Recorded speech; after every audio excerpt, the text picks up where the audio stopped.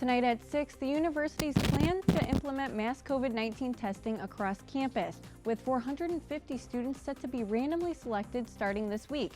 What you need to know about the newest procedures. This Kent bar is under heat for violating COVID-19 restrictions placed by the City Health Department. We have the details. Hearings to confirm Amy Coney Barrett's nomination to the Supreme Court commenced today, and Republicans and Democrats remain divided. The issues discussed and where she stands ahead. Some Kent State students have been quarantined for nearly 2 weeks. See how they're keeping up in isolation. Your Monday edition of TV2 News starts right now.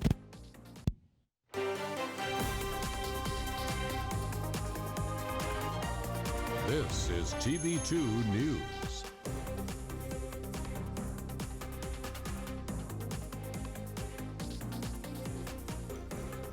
Hello and thanks for joining us this evening. We start with randomly selected COVID-19 testing kicking off today on Kent State's campus. I'm Jenna Borthwick. And I'm Nadine Battah. Every week, the university is contacting 450 random students to be tested for the coronavirus. Yes, and our own Chris Abreu looked into what the testing and what the university's hopes are for it. Chris? That is right, guys. The university believes more testing is the best method to mitigate further spread of the virus on campus.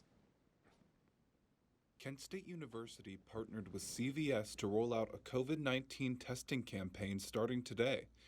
In an attempt to mitigate the spread of the coronavirus on campus, all students can now receive free testing during weekdays.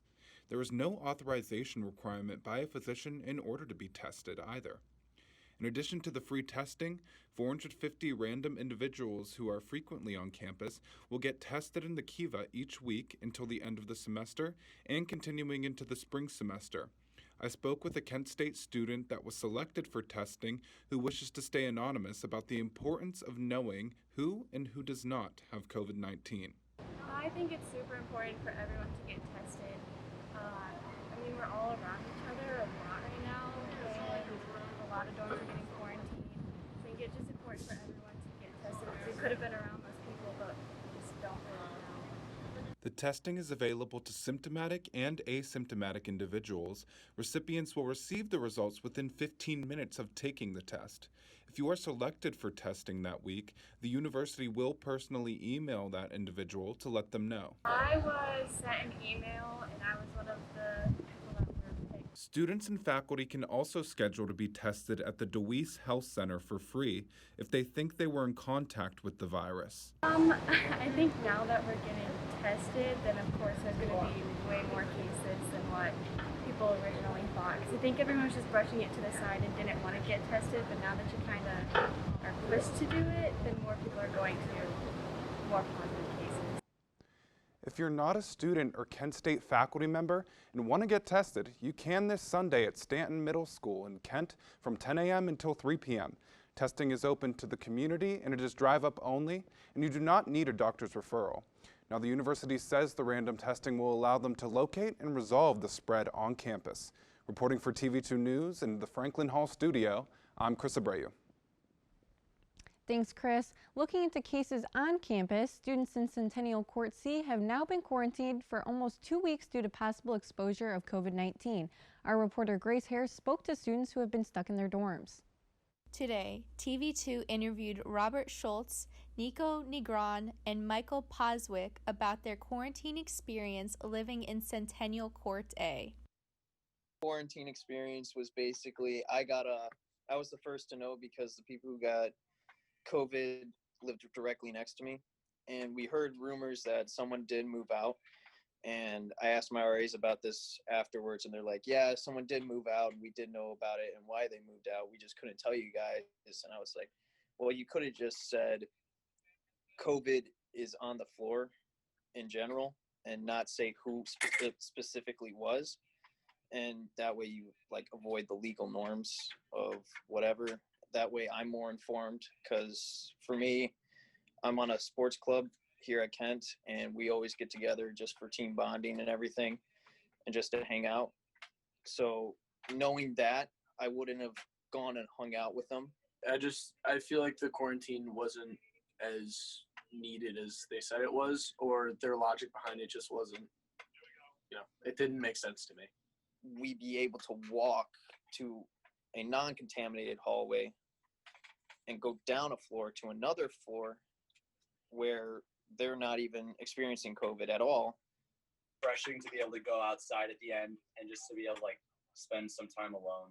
For more information about the coronavirus here at Kent State, please visit Kent State University's main website. I'm Grace Hare, reporting for TV2 News. The state of Ohio has officially reported a grand total of 5,000 deaths caused by COVID-19. The state has been seeing an increase of cases across counties, with 18 counties and a level 3 red alert on the governor's COVID-19 alert map. The state ranks 13 in deaths in the United States, and COVID-19 is now also the leading cause of death within the state. Governor DeWine is continuing to urge residents across the state to continue to wear their masks and practice social distancing.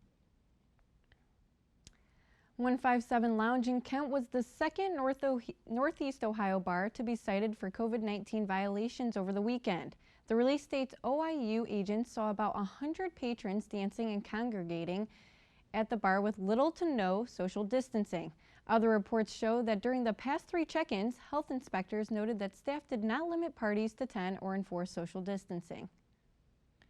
The owner of the pub in Kent, Becky Lindsay, issued an apology on Facebook a few days ago, and Lindsay acknowledged that pub staff has not done the best that they could to comply with COVID-19 requirements issued by the Kent City Health Department. In order to correct these issues, the location will work on reducing their already limited capacity and reminding everyone to wear their masks. The pub plans to close at 5 p.m. on Halloween, which is one of their busiest nights of the year. An update to a story TV2 has been following. Local citizens and a dozen facilitators from the Portage County NAACP, Ritztown Local Schools, and Neomed met yesterday to discuss racial diversity and inclusion in the community, but a larger crowd was expected. This comes after Ritztown High School's football coach resigned after suspending a player for allegedly using a racial slur. People criticized school administrators for reinstating the player with a 1-game suspension. Ritztown High School Principal Jim Conley said the district might consider a curriculum that would introduce cultural and racial understanding. Their next meeting is on October 25th. The westbound curb lane of West Main Street in Kent near Montrose Mazda will be closed daily from 7 a.m. to 5 p.m. starting Tuesday.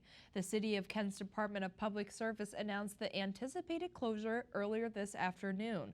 The daily road closure of the lane will continue until Thursday, while reopening each evening after work is completed for the day.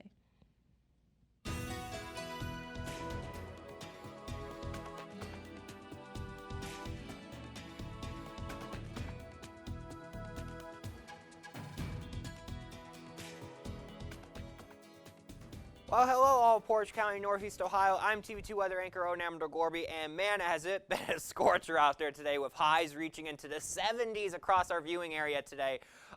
So right now, currently in Kent, we are definitely dealing with some of that heat, but it's starting to cool down a little bit, 58, with some sunny skies, but it's starting to get dark out there.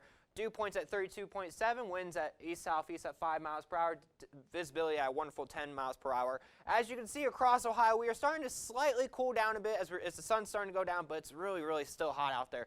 58 in Kent, 60 in Mansfield. My golly, it is going to be definitely be a warm night tonight, but not too bad. But for you tonight, we will be dealing with some rain. But fortunately for your 8 o'clock and your 10 o'clock, so if you have any outdoor plans for your evening, or if you're going out, it will be pretty okay. But towards midnight, that is when the storms will start to come in, mostly rainstorms, but we never know. Anyway,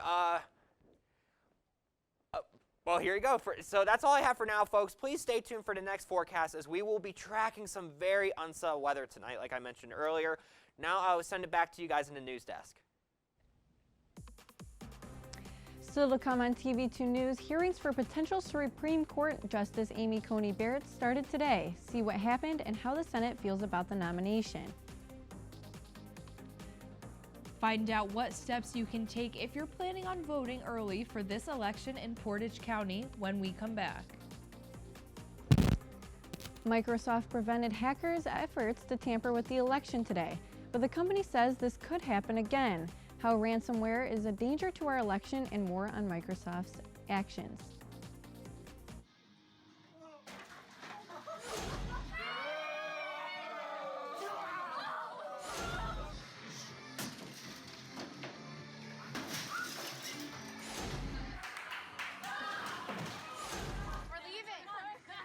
Most party fouls are pretty dumb. But if you decide to drink and drive underage, you could lose your license and your freedom. Underage drinking and driving. The ultimate party foul.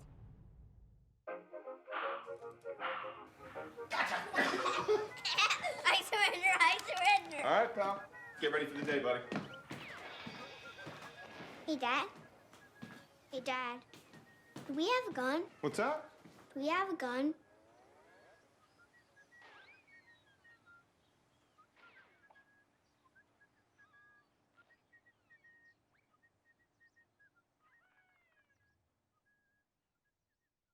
I adopted Bento in 2010 from a shelter. As it turns out, we have very similar personalities. And this cat makes me make art because he's always motivating me to take pictures of him, to draw pictures of him. He just is motivating artistically. It's just that simple. Well, he's my best friend, but a lot of people know him as Keyboard Cat.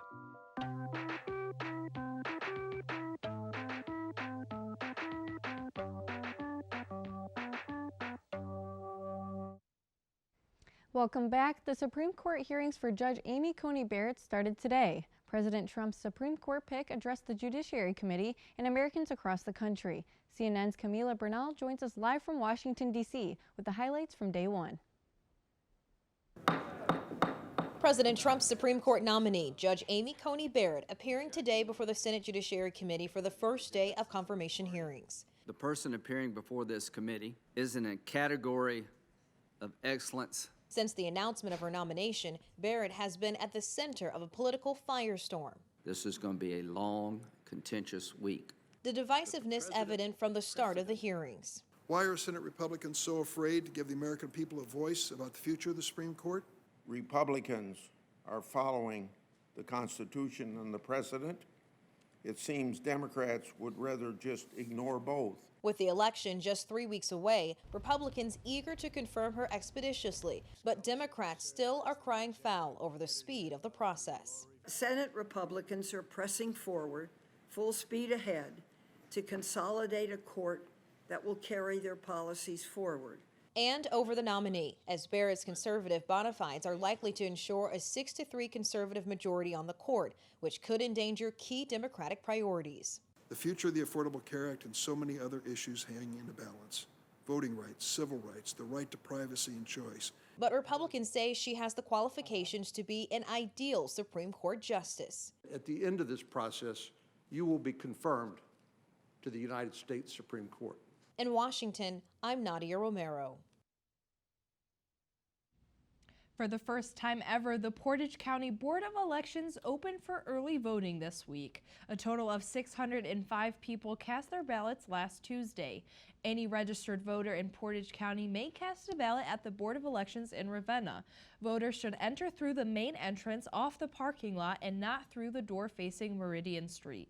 Appointments are not necessary. Those who do not plan on voting early will still have the option to vote on November 3rd from 6:30 a.m. to 7:30 p.m. Microsoft has stopped a massive hacking operation, one that it says could have impacted the presidential election. The company announced that it took down the servers behind TrickBot, a malware network that criminals were using to launch other cyber attacks.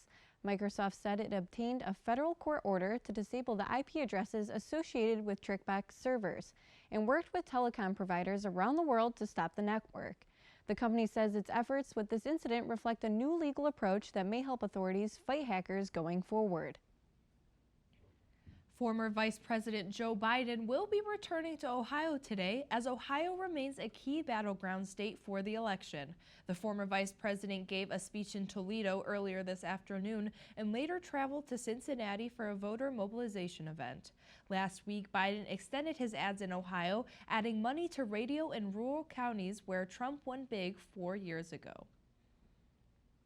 Vice President Mike Pence also paid a visit to Columbus today for a Make America Great Again event. This event was held at Savco Sons on Chester Road. Pence landed at John Glenn Columbus International Airport just after 11:30 this morning and spoke with Lieutenant Governor John Husted and U.S. Representative Troy Balderson before leaving the airport. Across the nation, people are replacing Columbus Day with Indigenous Peoples Day. In Mexico City, they are celebrating the occasion by removing a statue of Christopher Columbus. Here in the U.S., almost 20 states observe Indigenous Peoples Day to recognize what they say as the native populations that were displaced and disseminated after Christopher Columbus reached the continent. While Columbus Day is technically a federal holiday, which was intended to commemorate the landing of Columbus in the Americas, states and local governments can choose not to observe the federal holiday.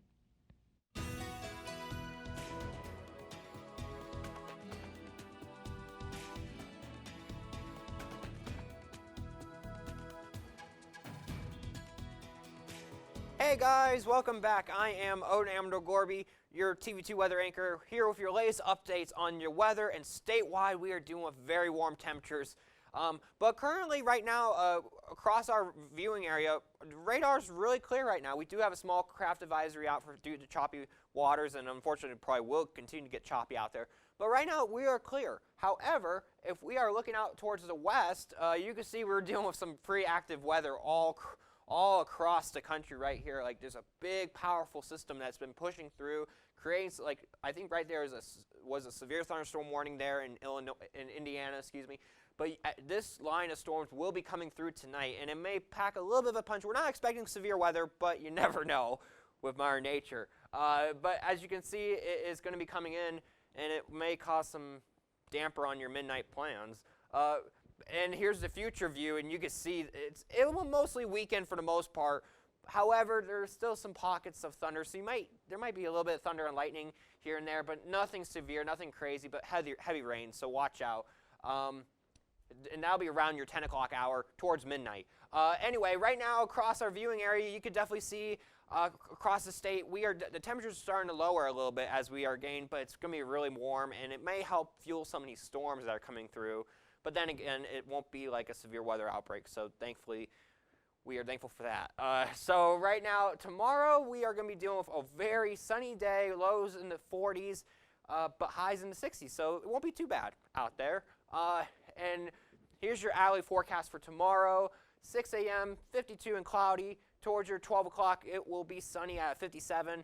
And then at 6 p.m., it will be at a lovely 63. So this afternoon, tomorrow afternoon, will be a great day to go out for a nice jog. And your 7-day outlook, it is going to be very interesting for sure. As Monday, today we hit towards our 70s. But towards the end of the week, we will experience some rain showers on Thursday, but on Friday it will be a game changer because that's when we will be experiencing lows in the 50s. That's all I have for you today. Please bundle up and stay warm next week, Portage County, as a strong cold front will be hitting our area. And after we come back, we'll hear who is responsible for the increase of COVID-19 cases in the United States. For the first time since, well, before my parents got married. Stay tuned for the full recap on this Victory Monday. Maybe you can make retirement happen. After all, you made her college years happen. Opening that education savings account when she was little. Spearheading a campus tour. And another, and another, and another, and another. Bam! Deciphering financial aid. She was like, what? And now she's like, you aced planning for college. Now get the tips you need to get on track at aceyourretirement.org. Not completing high school is more of a social thing than it was an academic thing. Even though all these years have passed, I still had that longing to have my diploma. I have a mentor, and she convinced me to continue my education. No one receives a diploma alone. If you're even considering getting your high school diploma, go get it. You can do it. Find free adult education classes near you at finishyourdiploma.org.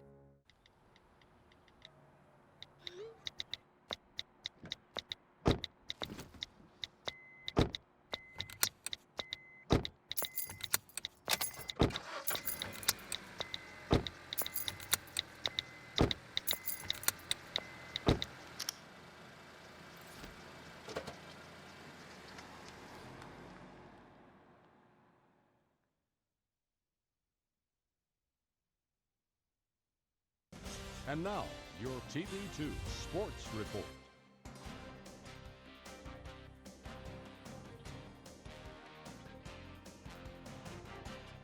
Good Monday evening, Kent State and all of Portage County. Welcome to this Monday Sports Report. I'm Dante Centofanti. 1994 was an exciting year in America. Bill Clinton was president, the show Friends debuted, and the world was introduced to a rapper from Brooklyn named Biggie Smalls, and the Cleveland Browns were 4-1.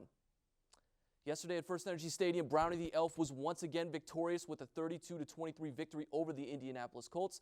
The top 10 defense once again showed out with 2 turnovers, featuring a 47-yard pick six in the third quarter by Ronnie Harrison Jr., and the Browns' pass defense is at 7th in the National Football League going into Week 6. And that is only the tip of the iceberg with positive things on this victory Monday. Baker Mayfield had a superb performance. Despite throwing 2 interceptions, he threw for 247 yards and 2 touchdowns. One of those passes going to running back Kareem Hunt, who took over the main rushing duties for the injured Nick Chubb. He rushed for 72 yards and 20 carries. The Browns are tied for second in the AFC North, and this upcoming Sunday they will play the other dominant fan base here at Kent State, the Pittsburgh Steelers. As the football schedule was released this past Wednesday, it's time for my Flash Fast predictions for the defending Frisco Bowl champion, Kent State Golden Flashes. They open up the season against Eastern Michigan. Last year they won that 34-26 when they clinched a bowl berth, and that was the first time these two were going to meet in a season opener since 1992. This is before Election Day. I like them winning the opener. Then they are on the road against Bowling Green, where they put up 740 yards of total offense last year. They should defend the anniversary trophy and begin 2-0. They will easily beat Akron and retain the Golden Wagon Wheel. And then Buffalo. Now this will be a challenge. Jared Patterson, stopping him. He's one of the better running backs in the Mid-American Conference. Buffalo is going to be motivated, avenging that loss a year ago. Expect that to be a loss. I think they will lose that game. Miami is going to get back 10 starters the following week, and I think Kent State takes that win, though, looking to defeat the defending Mid-American Conference champions. I think they beat OU in Week 6 and finish 5-1 with a 6-game schedule. It's hard to say whether they will make the MAC championship, but look for them to contend there. The Indians today announced that they are canceling the 2021 edition of Tribe Fest due to COVID-19. Club issued a statement today saying how they deeply miss their fans, but keeping their players, front office personnel, and of course fans safe is the top priority. It is still up in the air if fans will be allowed at Progressive Field next season. The 2021 home opener is April 5th against the Kansas City Royals. Akron's own LeBron James, the King, has won his 4th NBA championship. Last night, the Lakers tied the Boston Celtics for most titles in NBA history, beating the Miami Heat 106-43. LeBron Raymond James dropped 28 points in a triple-double effort and was named MVP. He is the first player in NBA history to win a title with 3 different teams, the Miami Heat, here with the Cavs, and now the Lakers. Congratulations to him. That is all I have for this Monday Sports Report. Be sure to tune into a new edition of Sports Corner as we break down everything in the first round of the PTC Conference. Nadine, Jenna? The CDC is discovering a pattern within the recent increase of COVID-19 cases across the country. CNN's Mandy Gaither has the full details. As the number of COVID-19 cases climb in most states, the CDC says it's discovering a pattern. The percentage of positive coronavirus test results start going up among those under 25 about a month before a county is designated as a virus hotspot. Just by looking at someone, you cannot tell if they're infected. Dr. Deborah Birx, a White House coronavirus task force member, says the amount of asymptomatic spread is large. When you start to look at these college data, that may be up to 80% of individuals under 30 are asymptomatic, and we're still getting the data from all of the colleges. CDC researchers say understanding and tracking positive test rates by age group could help public health officials identify future hotspots and better prevent and prepare for a rise in COVID-19 cases. Dr. Birx says it's also important to identify those who are asymptomatic. The way you find that is the way the universities are finding it. Regular testing. And if you wait till people have symptoms, you've waited too long because there's so much asymptomatic spread before that. As temperatures get cooler, Dr. Birx urges everyone to keep their masks on and their guards up. For Health Minute, I'm Mandy Gaither.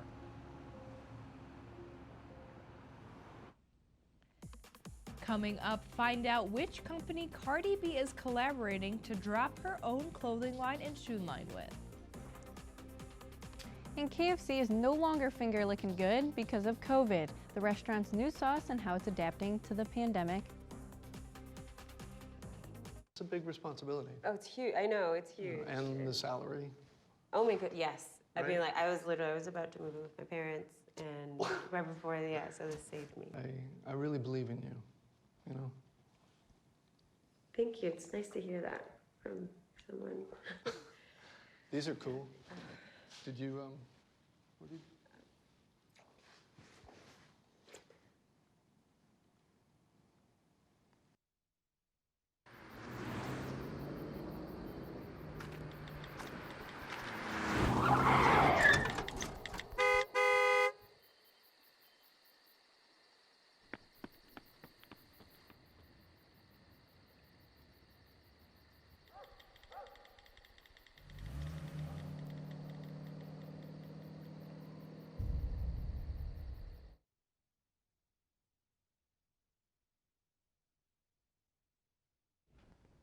Cardi B just announced a new business collaboration with Reebok to celebrate her 28th birthday. The rapper partnered up to release shoes over the weekend, and they already sold out. Additional shoes and the rest of the Club C Cardi line drop November 13th. Sneakers will be available in toddler and adult sizes, ranging from $50 to $100. KFC is replacing its finger-licking good sauce with a new name and recipe that will hit restaurants today. This is just a few weeks after the store paused using the slogan because it's probably not the best idea to lick your fingers during a global pandemic. KFC played up the pause of their some 64-year-old slogan, blurring it out on billboards and signs in an ad released on YouTube. Now back to the sauce. It's simply called KFC sauce, which will be a bit sweeter and tangier with a hint of smokiness. An Illinois woman gave birth in the middle of taking her bar exam. The test takers were given 4 90-minute sections broken into 2 days to take the exam. The mother says after the first day of exams, her water broke and she completed the exam the next day in her hospital bed. The mother, Brianna Hill, has yet to receive her test results but already has a job lined up. And that's all we have time for this Monday evening. Thanks for tuning in. Follow us on social media at TV2 KSU. And make sure you tune in at 9 for a new episode of Sports Corner. I'm Nadine Battah. And I'm Jenna Borthwick. Have a great night, Portage County.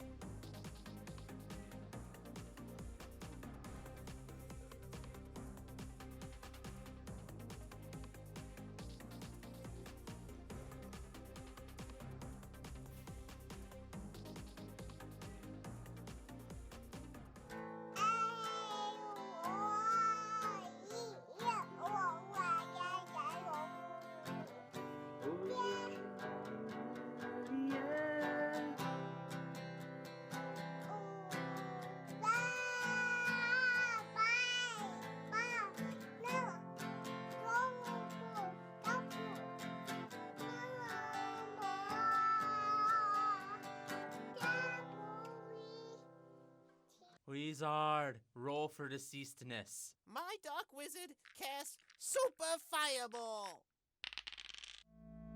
The wizard has only rolled an 8. What? This is garbage! Spell. No way a roll like that doesn't hit a level 1 I goblin. have Are 7 you serious? You gotta be kidding Oh my me. God. I have What is just going a big on? goblin. Cease your quarreling, children. What? No! What are you doing, you crazy monster? Nanny? Oh my What? You should stop being nerds and playing D&D and be nerds and watch All Systems Go Wednesdays at 9, where we talk everything from movies, games, to anime and more. Yeah, No, seems yeah. reasonable.